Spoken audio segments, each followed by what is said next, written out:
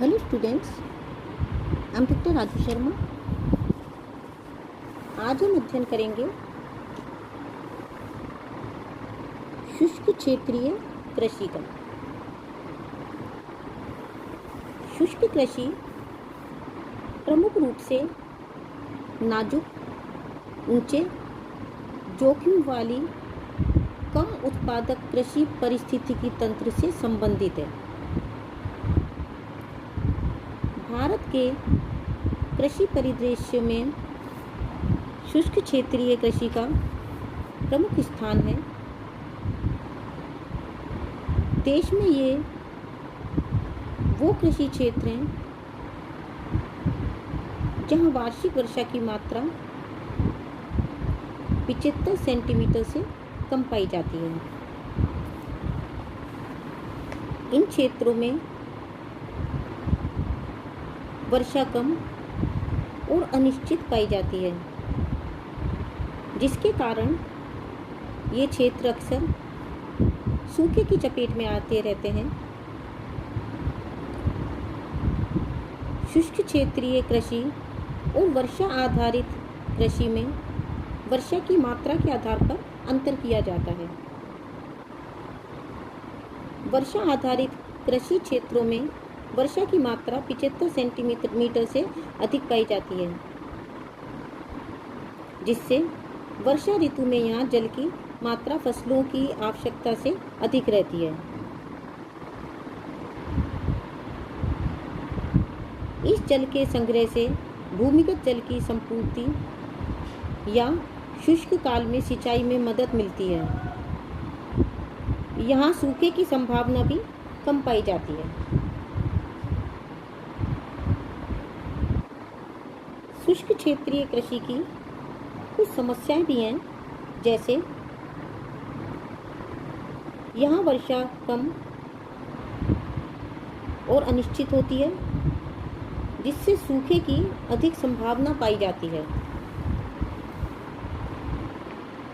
यहाँ की मिट्टी बलुई होती है, जिसमें पोषक तत्वों की कमी पाई जाती है।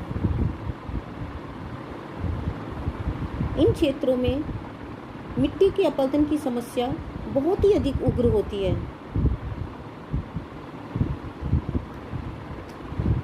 शुष्क क्षेत्रों की फसलों के उगाने का समय काफ़ी लंबा होता है।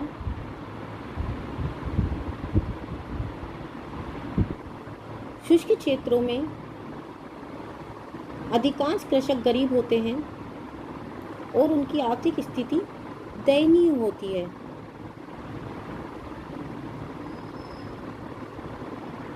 यह उन्हें मूल संसाधनों जैसे निवेशों और ऋण आदि की सुविधाओं के न मिलने के कारण भी है।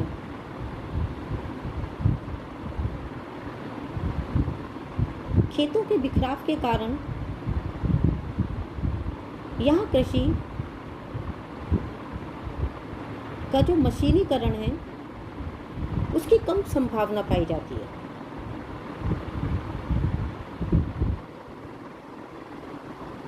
यहाँ कृषि संबंधी मौलिक सुविधाओं की कमी पाई जाती है, जैसे बाजार और परिवहन आदि के अभाव में कृषि उत्पादों का समुचित मूल्य नहीं मिल पाता।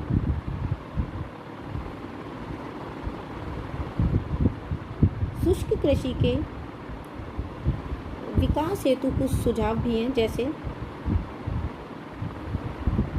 शुष्क कृषि क्षेत्रों में जल को सुरक्षित करने हेतु समोच्च रेखीय कृषि, मेड़ों और बांधों द्वारा जल को अवरुद्ध करने की आवश्यकता बहुत अधिक है। यहाँ सूखे को सहन कर सकने वाली फसलों की खेती की जानी चाहिए।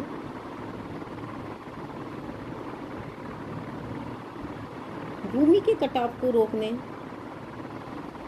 और मिट्टी की नमी को बनाए रखने के लिए पुष्टे बांधने, समोच्च रेखीय जुताई आदि पर ध्यान दिया जाना चाहिए। सिंचाई की सुविधा रहित भागों में वर्षा जल की अधिकतम मात्रा को तालाबों, गड्ढों, भूमि अवरोधकों और भौम जल के रूप में संग्रहित करना चाहिए ताकि इसका उपयोग सूखे के समय किया जा सके। मानसूनी वर्षा के समय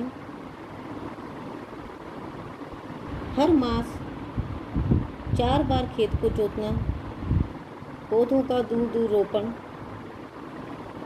और मिली जुली फसलों का बोना लाभदायक सिद्ध हो सकता है। इन क्षेत्रों में वैकल्पिक फसल के रूप में शीघ्र एवं देर में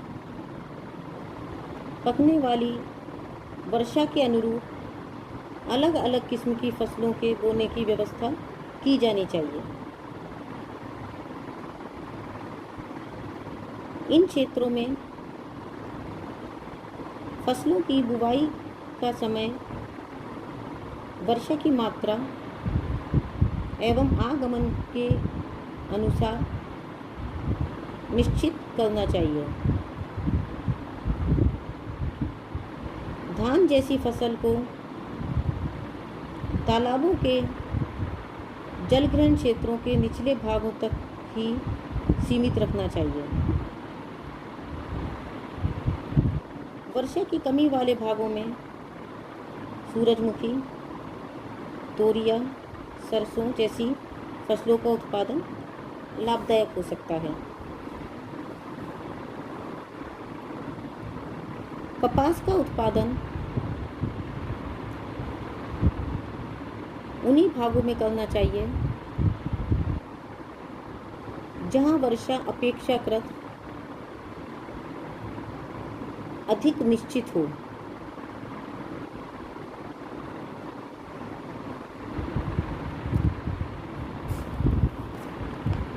कीटों और बीमारियों की रोकथाम हेतु कीटनाशकों और दवाओं के प्रयोग पर बल दिया जाना चाहिए।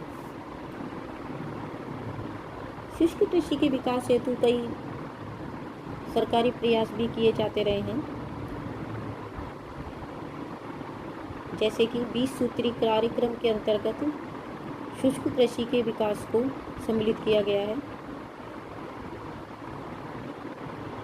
शुष्क कृषि के समुचित विकास के लिए अनेक कार्यक्रमों की शुरुआत की गई, जिसके अंतर्गत वर्षा जल के वैज्ञानिक प्रबंधन से लेकर भूमि विकास, वृक्षारोपण, पशुधन विकास आदि कार्यक्रम सम्मिलित हैं।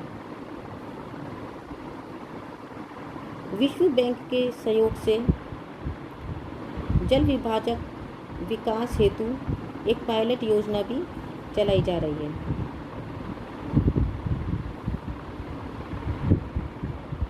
शुष्क कृषि के अंतर्गत कर्नाटक के वृष्टि छाया क्षेत्रों में कम आर्द्रता वाली फसलों जैसे मक्का, सूरजमुखी, सोयाबीन, सरसों और मोटे अनाज की कृषि को प्रोत्साहन दिया गया है। शुष्क कृषि क्षेत्रों में सरकार द्वारा कृषि वानिकी, कृषि बागवानी और वन चारागाह कार्यक्रमों को वैकल्पिक भूमि के उपयोग पद्धति के रूप में प्रारंभ किया गया है।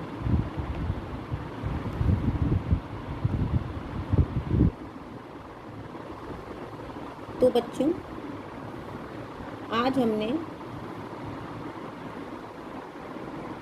शुष्क कृषि के विषय में अध्ययन किया। शुष्क कृषि क्षेत्रों की समस्याओं का अध्ययन किया और शुष्क कृषि क्षेत्र का विकास किस प्रकार से हो सकता है और सरकारी प्रयास क्या क्या हैं, इनका अध्ययन किया। आज के लिए बस इतना ही। Thank you.